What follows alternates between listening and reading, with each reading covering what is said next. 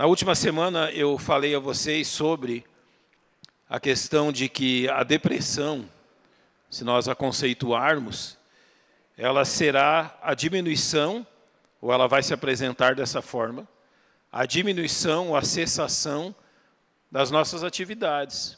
Ou seja, alguém deprimido, ele vai diminuir sua atividade ou até cessá-la, depende do caso.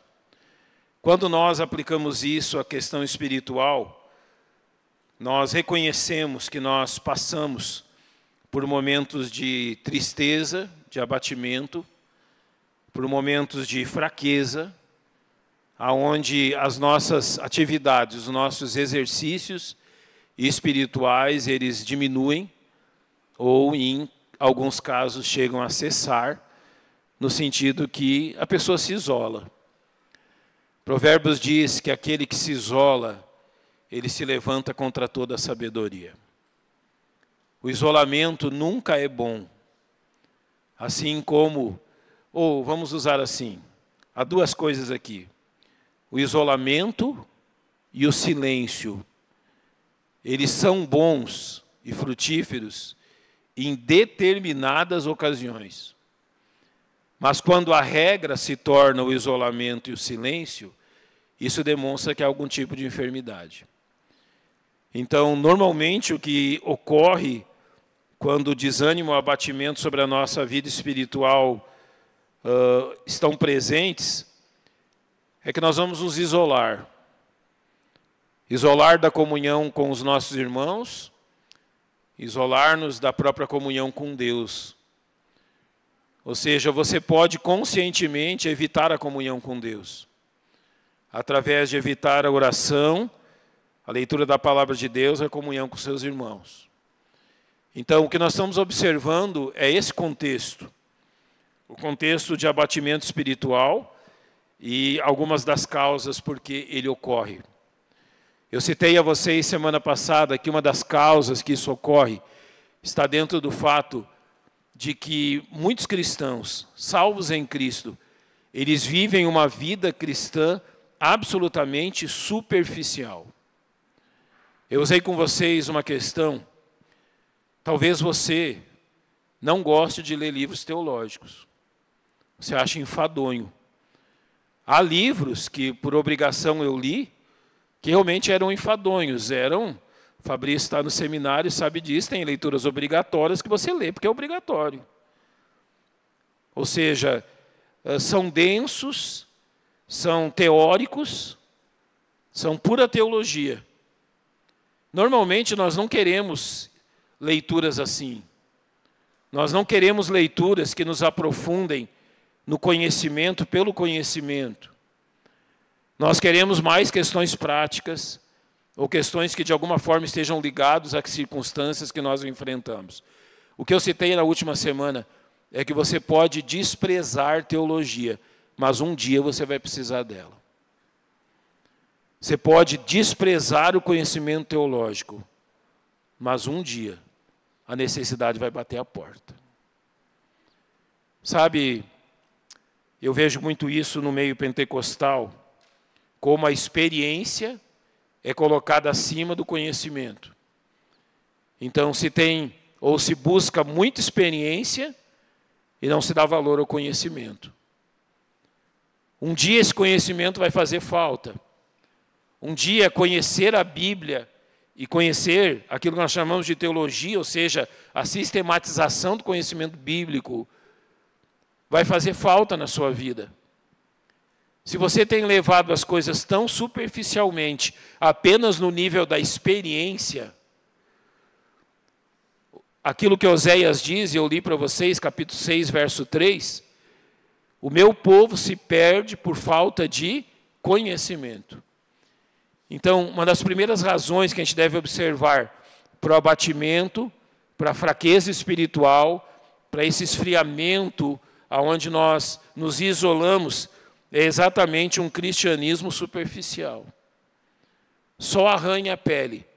Não muda o meu comportamento, não muda o meu pensamento, não muda as minhas convicções, não me transforma, e a grande marca de um cristianismo superficial é esse: não me transforma, não me muda. Aquilo que Romanos 12 diz, que transformai-vos pela renovação do vosso entendimento, não acontece num cristianismo superficial. E então, quando nós precisamos da verdade, como diz, quando nós precisamos da teologia, nós não a temos. A segunda razão que eu quero demonstrar hoje a vocês é que esse abatimento, essa forma de depressão chamada de espiritual, ela também tem uma forte carga das nossas emoções. Alguns de nós, eu sei, são mais emotivos. Outros nós chamamos de mais frios. Eu não vou entrar aqui na forma com que cada um lida com as suas emoções. Certo? Não é o nosso interesse. Mas sim, de que forma esta questão das emoções agem na nossa espiritualidade. De que forma a questão das emoções colaboram para o bem ou para o crescimento, ou para o mal e para realmente o dano nosso próprio, porque é impossível separar de nós as nossas emoções. Ou seja, não há como nós pegarmos a nós mesmos e separarmos em compartimentos e querendo então lidar com cada compartimento separado, sem levar em consideração aquilo que ocorre como um todo. Não dá para separar a vontade, separar o intelecto, separar as emoções e lidar como se fossem coisas que não interagem. Ou seja, a nossa vida espiritual, ela não depende das nossas emoções, mas ela é afetada por elas. Então, é bom que nós pensemos sobre isso. Primeiro, a imagem que muitos têm do cristianismo, talvez seja essa: alguém que canta alegremente o dia inteiro. Eu tenho em casa alguém assim, não é? O dia pode amanhecer nublado, ela vai amanhecer cantando, pode amanhecer com sol, ela vai amanhecer cantando. Diferente de mim, que tem que esperar uma meia hora para a alma voltar para o corpo quando eu acordo. Não é? Talvez você seja assim também. Alguns de nós são alegres por natureza. E alguns têm o cristão como alguém assim, como se a nossa vida fosse um mar calmo e sem ondas, onde tudo corre bem. É interessante que o mundo julga a nós e o nosso Deus e o nosso Salvador por aquilo que vem em nós. Então não é estranho que um cristão sofra zombarias quando se encontra entristecido e cabisbaixo. Você já ouviu de um incrédulo? Uai, você está triste, mas você não é crente. Uai, você está abatido? Você não é crente, não? Como se o cristão jamais pudesse ter momentos ou situações de tristeza. O que nós queremos ver é que as emoções na vida cristã, elas precisam ser tratadas da forma certa. E eu quero começar aqui demonstrando como isso é diferente numa pessoa incrédula e é diferente num salvo em Cristo. Novamente, nós não estamos julgando a questão emocional isolada, mas sim a sua função e a questão de como isso ocorre na prática. Espiritualmente, agora eu falo da questão espiritual. Aquele que não tem a Cristo está morto espiritualmente. Ou seja, ele não tem vida espiritual, ele tem uma existência física. E esta morte espiritual, imagine uma questão assim, se nós dividíssemos por camadas. O corpo, que eu vou começar por cima, o espírito, que deve sobrepujar-se à alma, e a alma que deve sobrepujar-se ao corpo, ou seja, o espírito, a nossa comunhão com Deus, deve sobrepujar-se à nossa alma, que é a nossa interação, vamos dizer, horizontal entre todos nós, que é manifesta através do corpo. Uma vez que o espírito está morto, isso tem efeito sobre a alma. Qual é o efeito da morte espiritual sobre as emoções de uma pessoa morta espiritualmente? Pense na sua mente um coração. A gente coloca o coração como fonte das emoções. Vamos pensar dessa forma.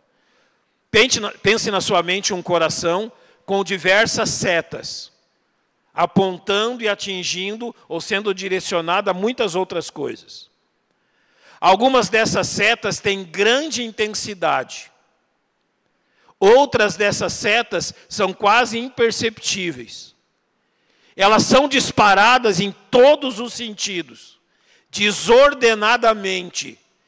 Às vezes intensas demais, às vezes sem intensidade e dificilmente na intensidade certa.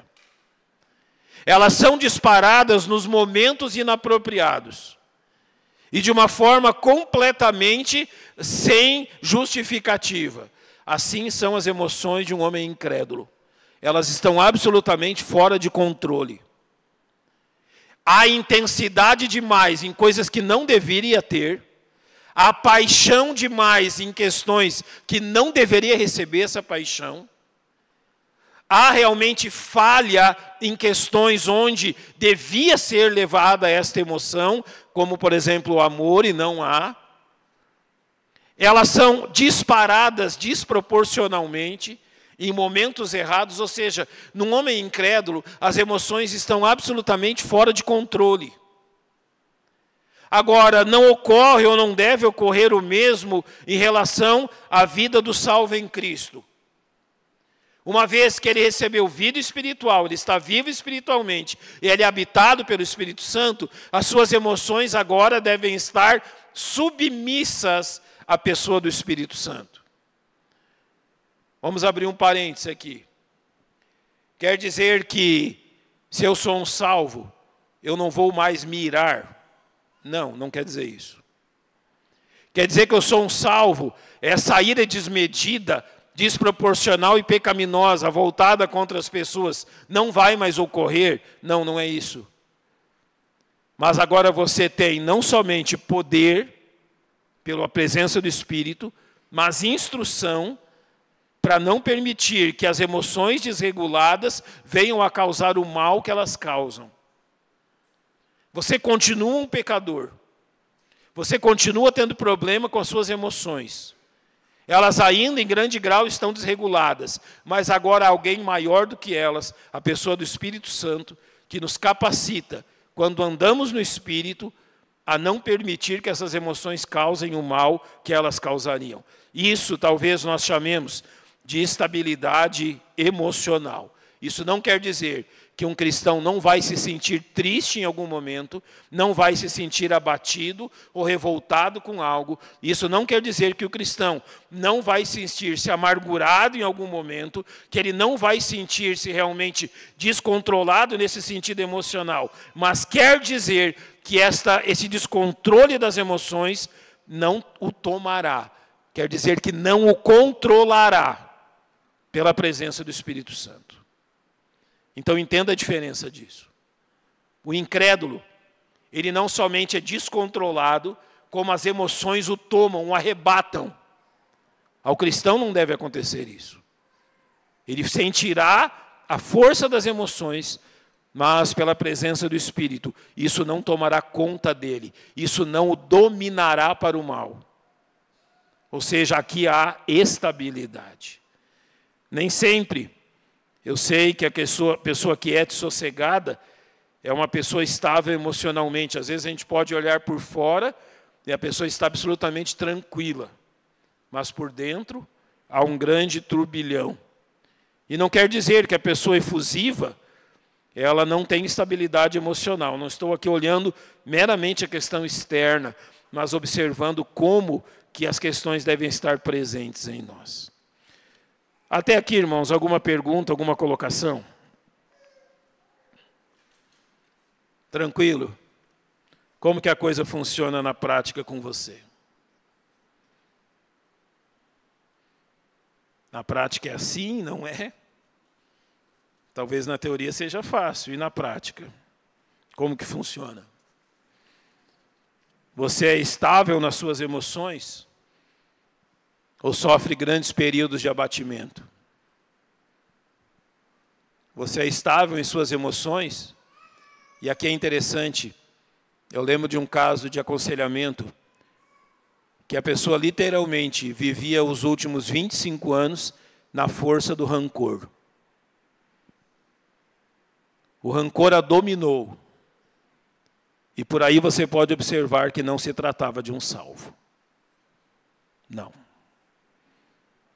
Nós podemos enfrentar esses pecados, essas emoções, mas o Senhor não permitirá que elas nos dominem, que elas se tornem quem somos. Ou seja, a pessoa pode tornar-se o rancor em pessoa, literalmente. Aquele que nos domina é Cristo, e aquilo que nós devemos manifestar é a presença dele. Passemos à posição das emoções na vida cristã. Uma pergunta agora. A experiência cristã, a experiência espiritual, admite o envolvimento das emoções? Eu creio que a Bíblia é muito clara ao dizer que sim.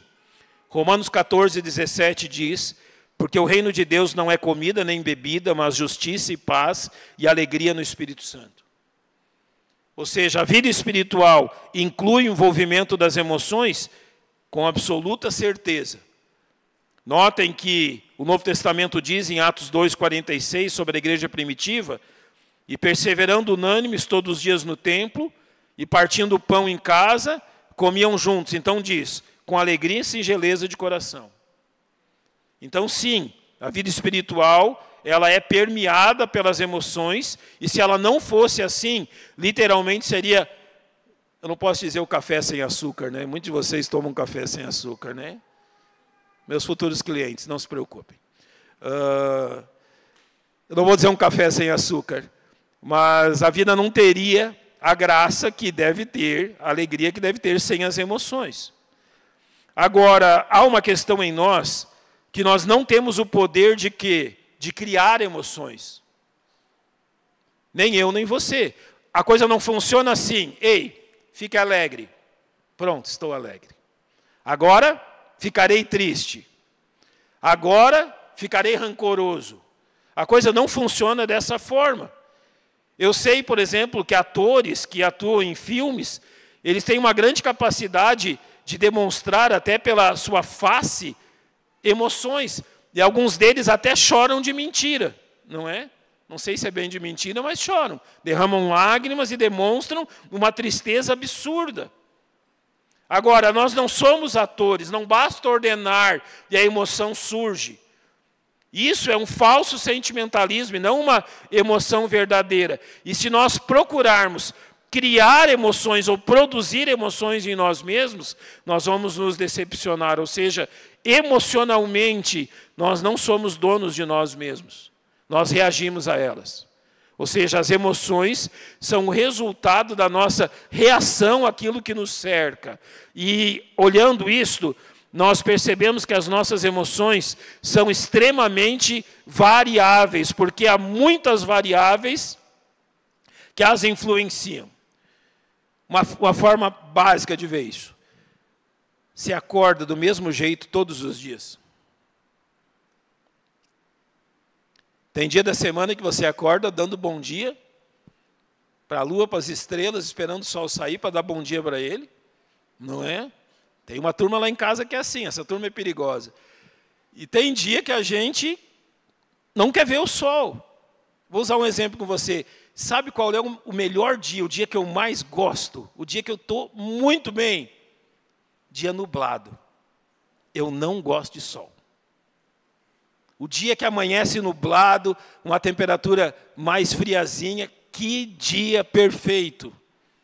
Agora eu pergunto para vocês, como é que você fica num dia nublado? Grande parte de nós fica como? Né? Casmurro, literalmente. Ou seja, é muito variável. Variável em nós mesmos e variável em outros. Ou seja, é o mesmo dia, mas não é encarado como igual para todos nós. Agora, qual é o problema disso? É nós nos deixarmos controlar pelas emoções. Então, eu vou estar de cara amarrada todo dia que tiver sol? e você vai estar de cara amarrada todo dia nublado, todo dia que amanhecer chuvoso, eu acordo cantando. Eu amo quando amanhece chuvoso. Não é? Gosto demais. Nem todo mundo é assim. O que eu procuro mostrar a vocês é que, como filhos de Deus, essas questões externas, mesmo que tenham influência sobre nós, não devem nos controlar. Eu vou usar um exemplo bem claro para vocês. Por exemplo, nós falamos de europeus e grande parte dos americanos, que eles têm uma herança saxônica. O que é uma herança saxônica? Ou seja, europeia, da parte mais ocidental da Europa. E normalmente, por exemplo, os saxões, como eles são emocionalmente? Por exemplo, como um alemão. Eu nasci numa cidade colonizada alemã, mas como que normalmente o alemão ele reage? Como que ele demonstra emoções? Não reage, não demonstra. Sabe, depois que eu me acostumei com vocês, e fui lá numa igreja lá na minha cidade, que eu cheguei e as pessoas nem me cumprimentaram, eu lembrei como eu era antes. Vocês que me ensinaram, né? Vocês que me mudaram. Eu lembrei dessa forma. Ou seja, não é porque são melhores ou piores, é cultura. Agora, tome, por exemplo, os latinos. Como os latinos são reconhecidos? Calorosos, emocionais, tudo isso, ou seja, aquilo que nós devemos entender é que agora eu estou citando a questão da cultura, nem mesmo a nossa cultura deve nos levar aos extremos. Como filhos de Deus, a nossa cultura não deve ser uma justificativa para as nossas questões emocionais. Eu sei que a falsa felicidade, ela não é alegria cristã. E a alegria não é cristã, que não é cristã, ela não concorda com a Bíblia. Então nós não queremos algo artificial, mas também não queremos ser dominados pelos extremos. Ou seja, estamos buscando aqui equilíbrio. Irmão Josman tinha uma pergunta?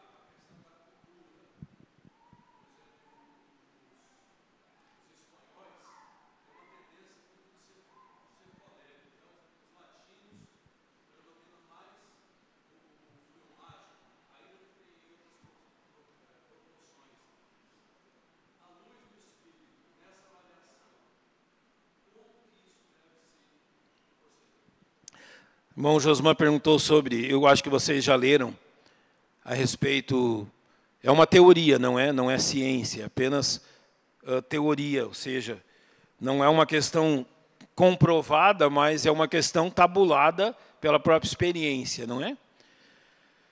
Como funciona isso dentro daquilo que nós chamamos dos 4 temperamentos? Né? Ele até citou, todos já leram sobre isso, que nós somos, nessa teoria, divididos então em 2 temperamentos mais expansivos, 2 temperamentos mais que internalizam mais a questão, que não é, a expansão seria o colérico sanguíneo, aquele mais que se fecha mais, o melancólico e o fleumático.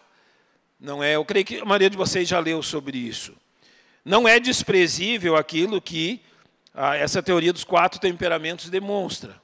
Absolutamente, não é desprezível, porque é baseada na própria experiência. Mas como responder biblicamente a isto? Qual é o grande perigo de você alicerçar-se sobre a teoria desses 4 temperamentos? É dizer assim, olha, eu sou assim mesmo. Olha, eu não mudo. Eu sou desse jeito. Eu tenho qualidades e tenho defeitos. E eu nasci assim e vou morrer assim. Essa é a prática bíblica. A Bíblia demonstra que estamos sendo transformados a um caráter. O caráter de quem? De Cristo. Eu tenho dito constantemente a vocês, não pergunte o que Jesus faria em meu lugar, diga o que Jesus fez em meu lugar. Qual foi a decisão dele? Qual foi a reação dele? Qual foi a resposta dele? Deus está nos transformando à imagem de quem? De Jesus Cristo. Agora eu vou abrir um parêntese. A Bíblia diz mais de uma vez que Jesus chorou. Mas nunca diz que ele riu. Isso quer dizer que ele era melancólico? Não. Assim como a Bíblia não diz muita coisa que ele fez. Não dá para julgar o temperamento de Jesus por uma omissão.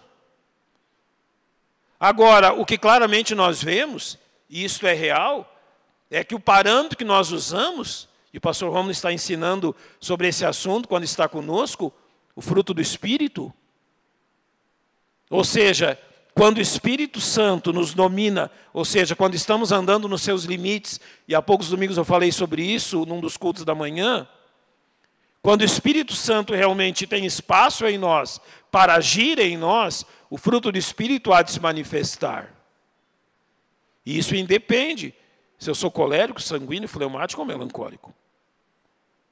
Ou seja, o fruto do Espírito não ficará limitado a um suposto temperamento. Ele é maior do que isso. Ele é mais forte do que isso. Então, irmã Josman, respondendo de forma geral, nós estamos dizendo que se há esses 4 temperamentos, se isso é real, real é que o caráter de Cristo deve ser visto em nós. Ou seja, alguns usam um 5º temperamento, o temperamento controlado pelo Espírito. Eu já vi frases assim. Ou seja, quem deve controlar e regular as nossas emoções é a presença do Espírito. Mais uma.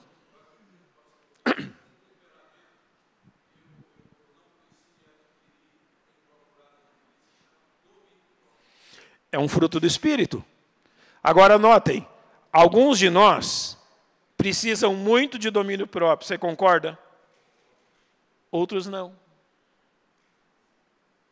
Alguns de nós precisam desenvolver e ver desenvolvido na sua vida o fruto da alegria. Ou não? Outros já manifestam isso espontaneamente. Alguns de nós precisam da bondade. Outros da longanimidade. Agora, o certo é que mesmo que haja esta questão de que ele muda questões, o fruto do Espírito, acrescentará questões que nos fazem falta, nós precisamos dele como um todo. Não pense que você pode ou necessita de apenas uma parte dele. A manifestação do Espírito Santo se dará através do fruto do Espírito. Agora, levando ao final, como as Escrituras nos chamam a tratar da questão das emoções. Primeiro, um aviso. A minha vida espiritual, você pode dizer assim, a minha vida espiritual, ela não envolve nada de emoções. Tenha cuidado, certo? As coisas não são assim. Não, na minha vida espiritual, tudo é intelectual, é espiritual e nada tem a ver com emoções. Olha, a ausência de emoções na vida espiritual não é algo comum. As coisas não funcionam desse jeito. Nós possuímos intelecto, emoções e vontade, e é como então se uma parte de nós estivesse fora disso. Eu vou usar um exemplo do próprio Salmo 32, que eu li no início da escola dominical, verso 4, Davi falando do seu pecado diz, porque de dia e de noite a tua mão pesava sobre mim, o meu humor se tornou em sequidão de estio. O que é um humor em sequidão de estio? Sequidão é o quê? Seca, seco, vazio. E aqui nós temos uma demonstração de como funcionam as nossas emoções. Literalmente, na prática. Pense num copo. Alguns de nós têm as suas emoções transbordando. São emocionais. Alguns de nós, esse copo das emoções é tão vazio que ele parece não demonstrar nada. Aqui, por causa do seu pecado, Davi está dizendo que as emoções dele, o humor dele, se tornou em sequidão de estio. A seca causada pela falta daquilo que ela precisa. A seca pela falta de chuva, as emoções pela falta de alimentar. Ou seja, a sequidão de estio, a melhor forma de descrevê-lo é a posição de luto. Como anda alguém de luto? Normalmente encurvado, cabeça baixa, olhar vazio. Tenha cuidado com isso. Não pense que a sua vida espiritual está alheia às suas emoções. Davi, diante do seu pecado, se tornou numa emoção seca, mas nos versos 1 e 11 diz, bem-aventurado. Bem-aventurado significa o quê? Feliz. Aquele cuja transgressão é perdoada e cujo pecado é coberto. Você tem alegria espiritual? Você se alegra ao compartilhar do Evangelho com alguém? Eu creio que sim. Cada um tem no seu próprio dom. Uma das maiores alegrias espirituais que eu tenho é descobrir na Bíblia uma verdade que eu não sabia. Eu fico, olha, absurdo com isso, numa alegria tremenda, quando eu percebo uma verdade bíblica que eu ainda não havia percebido. Isso me alegra muitíssimo. Outros se alegram ao cantar. Outros se alegram em muitos outros exercícios espirituais. Realmente, preocupe-se se a sua vida espiritual não envolve emoções. Elas estão envolvidas na nossa vida espiritual. Por isso, nós temos que reconhecer a diferença entre duas coisas.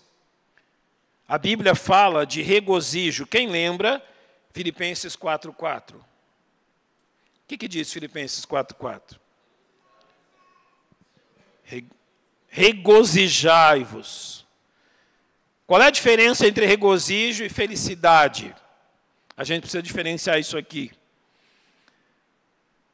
Nós não vamos estar felizes em todas as questões. Por exemplo, Romanos 8:28 diz que todas as coisas cooperam para o bem daqueles que amam a Deus. Quer dizer que todas elas são prazerosas?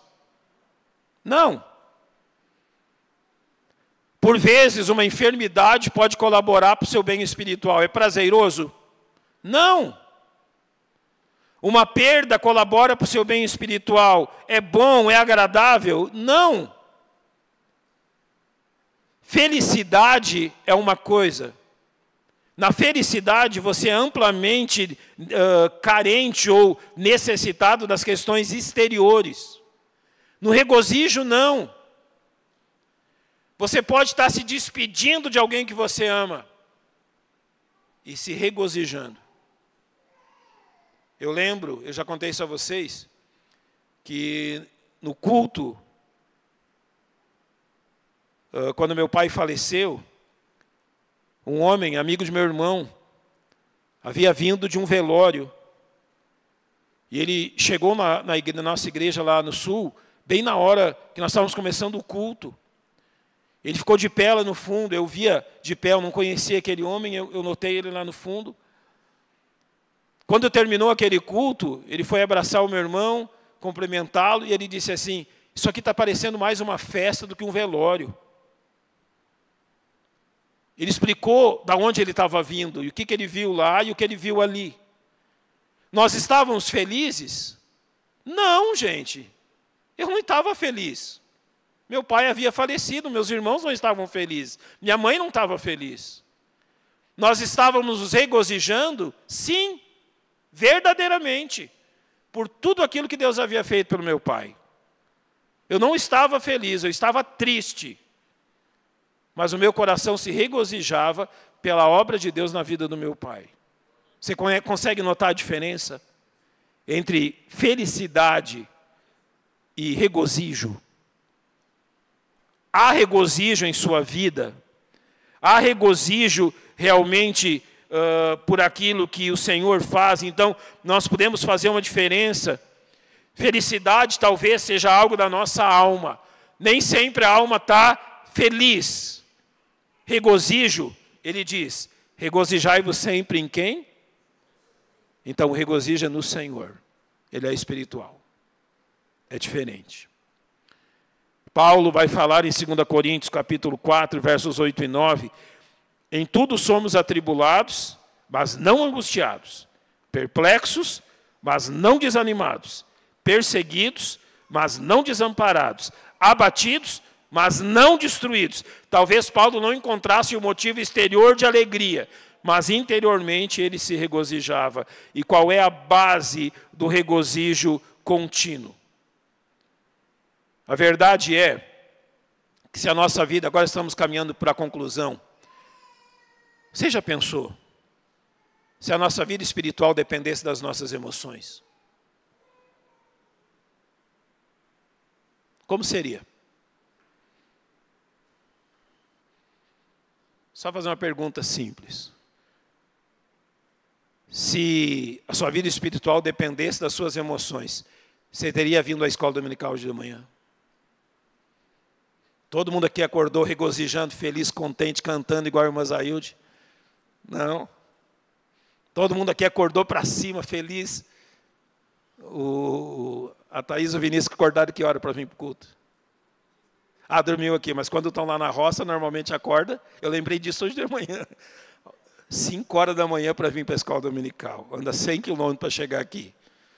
Daí 5 horas da manhã, eu acordei às 6. Às 5 eu estava no sono. Se a gente depender das nossas emoções, a nossa vida espiritual não vai a lugar nenhum. Se nós dependermos do nosso ânimo, a nossa vida espiritual não anda. Nós não fomos salvos pelas emoções. Efésios 2:8 diz o quê? Quem lembra? Porque pela graça sois salvos, mediante ou por meio a fé, não é por meio das emoções. Quem te sustenta não são suas emoções. Você é sustentado pela fé. Ou seja, eu não posso me forçar a ser feliz, mas eu posso confiar em Deus. O verso que nós iniciamos esse estudo, Salmo 42, o verso 5 diz: por que estás abatido a minha alma? Por que te perturbas em mim? Nós temos um salmista abatido, triste, perturbado. E qual é a frase que ele diz a ele mesmo? Espere em Deus, pois ainda o louvarei. A sua fé lhe domina mais do que as suas emoções. Porque se são as suas emoções que lhe dominam, o seu abatimento espiritual vai ser constante. Se são as emoções que determinam as suas atitudes, seu abatimento espiritual, aquilo que estamos usando a expressão de Lloyd Jones, sua depressão espiritual será real. Mas nós não somos dominados pelas emoções, mas pela fé. Por isso, Mateus 6,33 diz: buscai primeiro o reino de Deus e a sua justiça, e todas essas coisas vos serão acrescentadas. E eu quero terminar com esse ponto. Qual é o grande erro do ser humano sem Cristo? A falta de percepção que ele tem.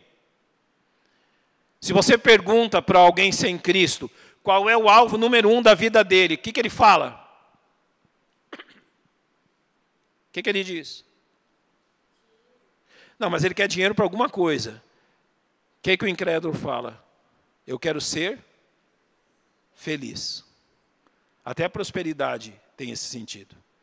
Ele vai trabalhar para ser feliz, ele vai juntar dinheiro para ser feliz, ele vai buscar prazer para ser feliz, ele vai casar, descasar, casar, descasar, casar, descasar, para quê? Para ser feliz. Ele vai ter filhos para ser feliz. Você teve filhos para ser feliz? Qual é o grande erro do incrédulo nisso? A felicidade não é o alvo. A felicidade é o produto. Buscai primeiro o reino de Deus e todas essas coisas vos serão acrescentadas, inclusive o contentamento. Ele busca a felicidade como alvo. A felicidade é Deus. E o resultado de buscar a Deus é a felicidade. Entende a diferença? Ou seja, não viva a sua vida como se o único alvo da vida fosse ser feliz. Nós podemos sentir tristeza, depressão, ficarmos amuados, até mesmo ter pena de nós mesmos. E mesmo assim, buscar a Cristo.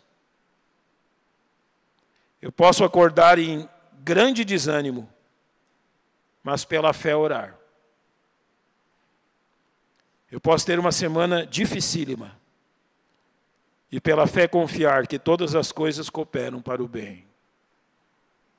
Eu posso enfrentar grandes lutas, mas o meu grande erro será colocar minhas emoções no centro e não Cristo. Eu tenho repetido isso a vocês. Deus não está preocupado com o nosso conforto. Deus está preocupado com a nossa santidade. Certo? Deus não está preocupado em nos fazer sentir bem. Imagina só, se nós nos sentíssemos bem sempre. Eu tenho uma tia, ela é uma graça, está com mais de 80 anos já. Tudo está bom, tudo é incrível. Tudo, ela já esteve aqui alguns anos atrás conosco. Tudo é maravilhoso. Uma vez eu cheguei na casa dela, eu tinha ido de surpresa visitar o meu pai, e ela mora do lado da casa da minha mãe, e eu cheguei, ela é viúva, minhas outras tias são viúvas, e tinha uma outra tia minha com ela. Quando eu entrei na porta, as duas estavam dançando e cantando.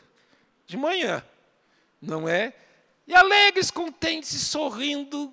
Eu não sei de onde que vinha tanto motivo para felicidade daquele jeito. Agora, algo você vê na vida dela. Ela teve um marido alcoólatra, sofreu durante décadas, enfrenta dificuldade com os filhos, mas isso não é aquilo que diz quem ela é. É Cristo que diz quem ela é. Ou seja, o centro da vida dela é muito claro. Cristo. Você entra na casa dela, foi ela que construiu. Sabe quando alguém joga cerâmica fora, todo em pedaço aí na rua? Ela ia lá e catava, e o chão e as paredes são desses caquinhos de cerâmica. Eu digo que aquilo lá tem que ser tombado, não é uma obra de arte. E ela fez toda a casa dela desse jeito, ela mesma fez do jeito que ela achava bonito. É uma pessoa simples, mas na qual a presença de Cristo é muito, muito real. Você não precisa de dinheiro para ser feliz. Você não precisa ter um filho para ser feliz. Você não precisa casar para ser feliz. Você precisa de Cristo. O restante vai virar. Mas o que você precisa da sua vida cristã é Cristo. Se há abatimento espiritual, é porque há pouco de Cristo. Então saiba diferenciar as coisas. Diferencie sua fé das suas emoções. A fé deve controlar-nos, sempre. Ficou alguma pergunta? Irmã. Sim, senhora. Deixa eu dar o microfone para a senhora falar. Bom dia, irmãos. São termos que, né, nos causam grande confusão. Diferir espírito de alma, né? Aí como que isso interfere no corpo. E no capítulo das emoções, então, são termos, né? Emoção, sentimento, humor, afeto, né? Então, são termos difíceis de diferenciar, né? Eu acho importante ressaltar aqui a questão do humor, né? O humor, ele pode ser, entre aspas, quantificável, né? Humor é vamos dizer que o padrão de energia que o corpo tem para funcionar. E isso pode ter um fator, né, orgânico que afeta. Não só a questão, né, falar, está triste porque, né, espiritualmente não está bem. Não. Tem condições de adoecimento, né? Nós temos, inclusive, o CID. Né? O CID da psiquiatria é o F31. É vamos dizer, o aspecto, né, o nicho ali onde estão colocados os aspectos do humor. A gente tem um fator, inclusive, geneticamente, determinante para isso, né? As pessoas podem oscilar de humor. E, nesse sentido, o uso da medicação adequada afeta, né, interfere no funcionamento. Então, assim, que muitas vezes a pessoa se sente culpada, né? Mas eu estou assim porque eu não tenho fé. E nem sempre é assim. Queria que o senhor comentasse alguma coisa a respeito.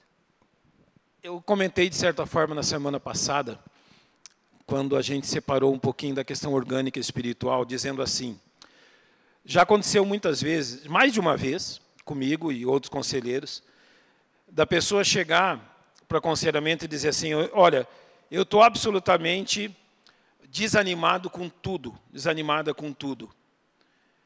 E, observando as questões, não havia uma razão, vamos dizer, espiritual ou emocional específica. Então, normalmente, o que se recomenda é, você já fez exame de anemia? Como é que a gente fica quando está com anemia? Fraco, desanimado. A causa é espiritual? Absolutamente não. A causa é orgânica. E a irmã Lamárcia citou muito bem uma questão, e a gente deve ter um cuidado muito grande também nessa área conosco mesmo. Uma porção de nós terá questões orgânicas que o levarão à tristeza ou ao abatimento. Quando isso pode ser detectado através de exames também, não é? Quando isso ocorre, agora, não justifique isso para o seu abatimento, mas reconheça que isso existe e é real. Ou seja, eu volto para terminar com o exemplo do meu pai. Nós nunca soubemos o que era que... O meu pai teve uma infância muito difícil, mas havia algo mais. Por exemplo, nunca na nossa vida ninguém nos aconselhou a buscar ajuda médica para o meu pai. E ele teve muitas dificuldades. Eu não estou justificando os erros dele, mas dizendo que isso trouxe grande sofrimento. Quando veio a enfermidade, sem ele saber, o médico receitou um medicamento psiquiátrico e minha mãe dava para ele. E a gente viu o efeito que isso teve. Do caso dele, de algo real. Então, não ignore isso também, certo? As doenças mentais, elas são reais, certo? E eu creio, irmã Lamárcia, que a gente pode abordar isso numa das próximas questões sobre isso, exatamente porque é importante que nós tenhamos ciência disso. As questões mentais são reais, estão presentes e abundantes no nosso tempo. Eu preciso terminar. As crianças vão ter que ter a sua apresentação. Nós vamos ter 5 minutos de intervalo e depois, então, nós vamos retomar o culto e as crianças, então, vão ter o seu espaço.